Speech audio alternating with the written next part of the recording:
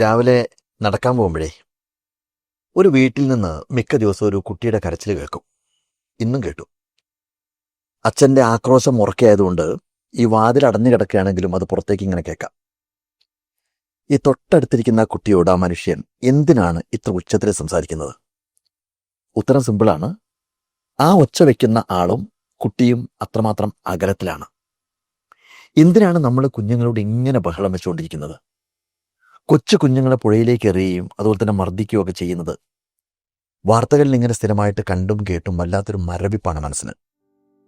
Social മീഡിയയിൽ വ്യാപകമായിട്ട് പ്രചരിക്കുന്ന അത്തരം വീഡിയോകൾ ഞാൻ കാണാറില്ല. എനിക്കത് കാണാനുള്ള കെൽപ്പില്ല. അതുകൊണ്ടാണ്. ഒന്ന് മനസ്സിലാക്കിക്കോളൂ.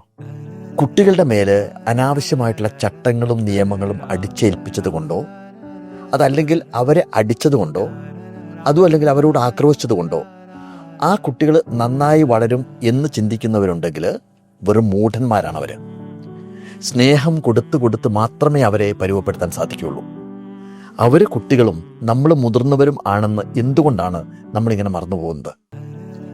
ഈ തുടർച്ചയായിട്ട് ഒഴുകുന്ന പുഴവെള്ളം എത്ര ഉറപ്പുള്ള പാറക്കല്ലിനെയും രൂപപ്പെടുത്തിയെടുക്കുന്നത് പോലെ നമ്മുടെ മക്കളെ നിരന്തരം സ്നേഹിച്ചുകൊണ്ടിരിക്കുക. അപ്പോൾ അവർ മാതാപിതാക്കളോട് സ്നേഹമുള്ളവരും അനുസരണയുള്ളവരുമാവും. അഥവാ അവരുടെ ഉള്ളിലെ അമർഷവും പ്രതികാരവും ഒക്കെ എവിടെയെങ്കിലും എപ്പോഴെങ്കിലും പൊട്ടി പുറത്തു വരികയും ചെയ്യും. ഇത് നമ്മൾ മറക്കരുത്.